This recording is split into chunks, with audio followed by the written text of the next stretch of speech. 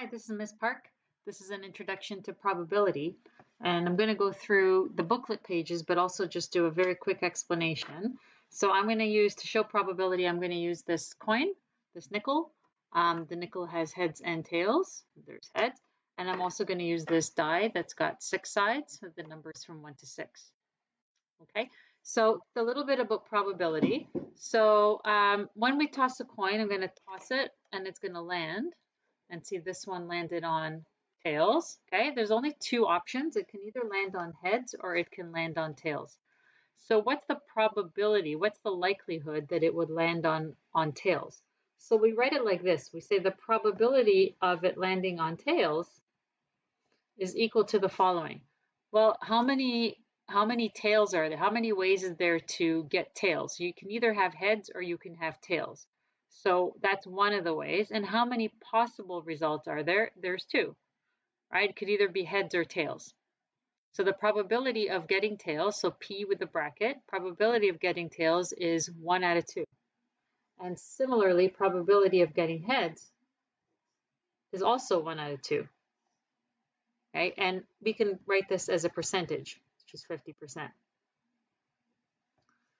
Okay, now what about with the dice? Okay, so I'm going to roll the die, and I'm going to get a number between 1 and 6. Here I get a 4. So the probability of getting a 4 is, well, 4 is one possible outcome out of how many possible outcomes? So how many results could I possibly get? Right, I could possibly get 6. So the probability of getting a 4 is 1 out of 6, which we could convert to decimal. You get 0.16 repeating, which is also approximately 16.666, so approximately 16.7%. All right, what is the probability that I get an even number? Okay, well, those are the numbers from 1 to 6 here.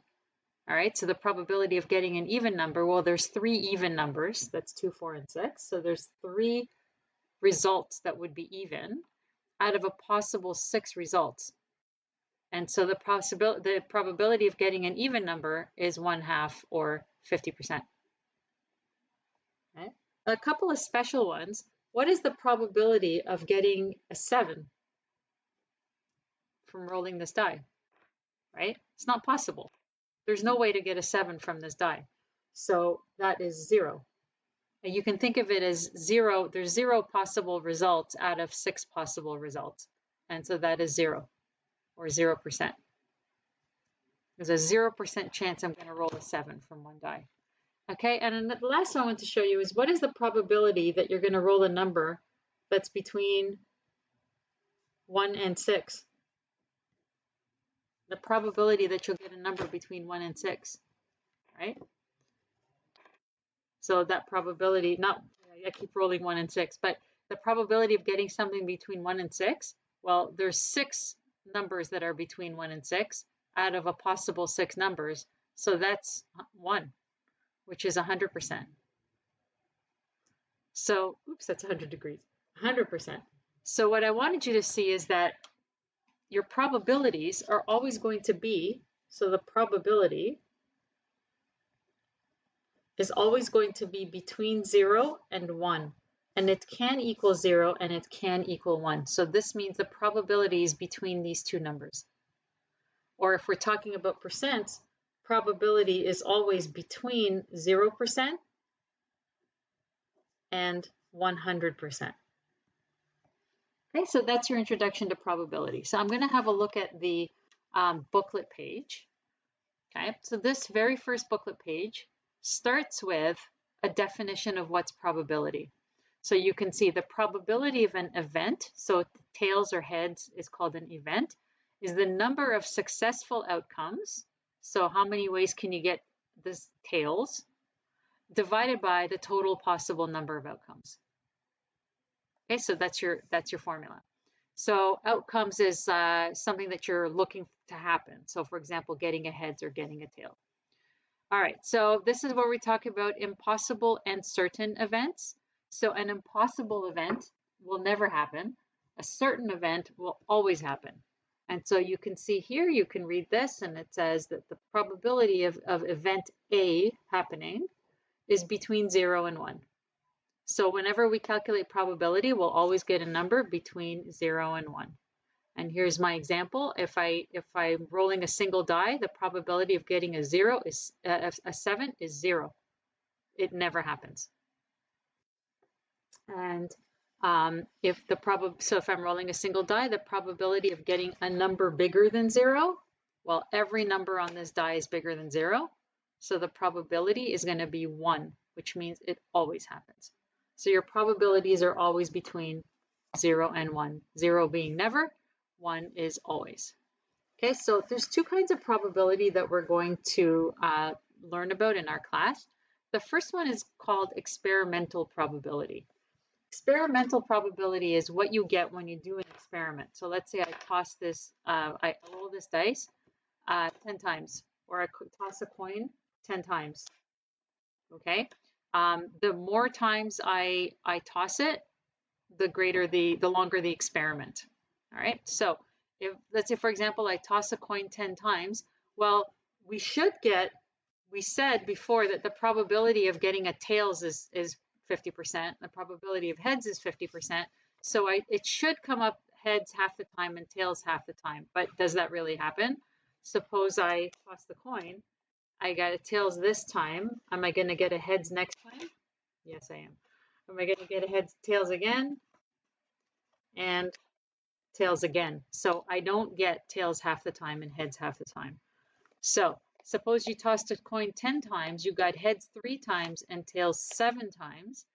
Then we say experimental probability from tossing a coin, probability of heads is 3 out of 10, or 30%, and probability of tails is 7 out of 10, or 70%, which is different from what we thought it would be, which is both of them 50%.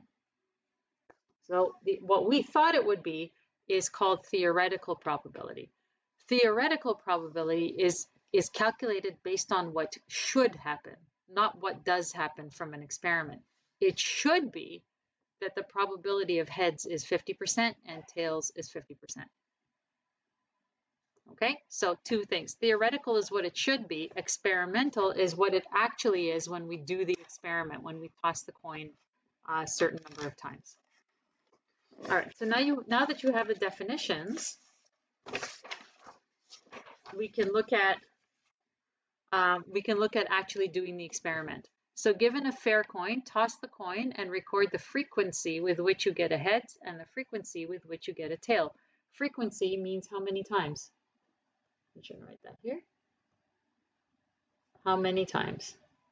So here's my little chart. So suppose we toss this coin 4 times. 3 times I got heads and 1 time I got tails. So then we say that the frequency of heads is 3, the frequency of tails is 1, and I tossed it 4 times. Okay, let's do it again. Suppose I repeat it, and now I'm going to toss the coin 30 times.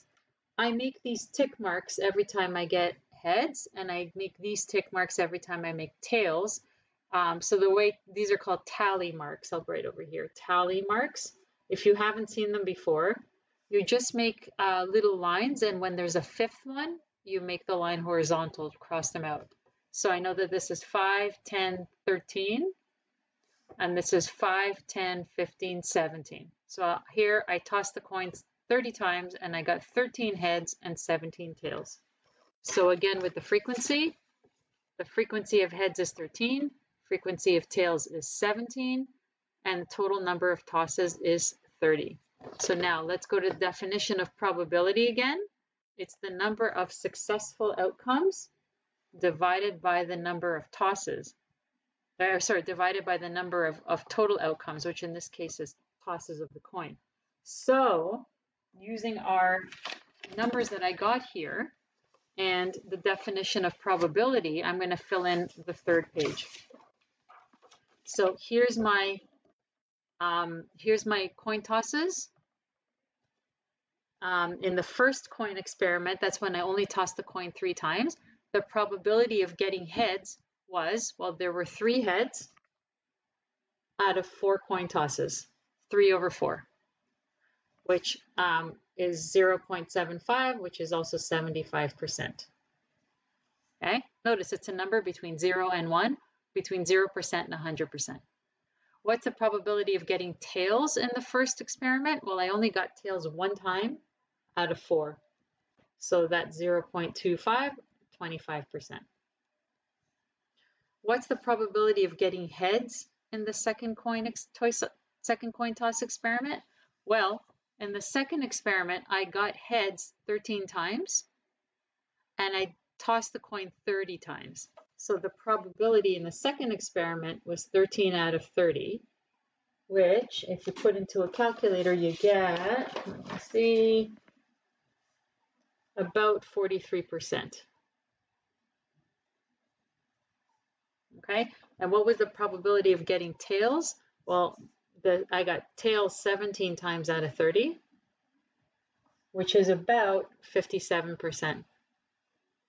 Now notice, the only possibilities are heads and tails.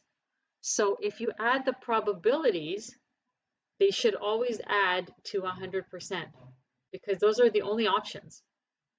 They should add to 100%. And this one also here, in the second experiment, we could only have heads and tails. So these ones also have to add up to 100%. So anytime you do an experiment and you figure out the probabilities, all your probabilities must add to 100%. That's going to be your check. Okay, so it should be 50-50. The first time I did it, it was 75-25. It wasn't even close. But the more times I toss the coin, the closer I'm getting to the 50-50. So it says, what do you notice happens to the probability of achieving a heads or a tails as we increase the number of trials? The more times we toss the coin, the closer we're going to get to 50-50. So the experimental probability comes closer to the theoretical probability.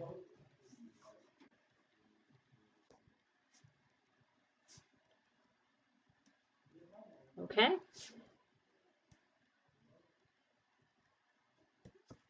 So there you have it. So the more, as we increase the number of trials, let me add this here, as we increase the number of trials.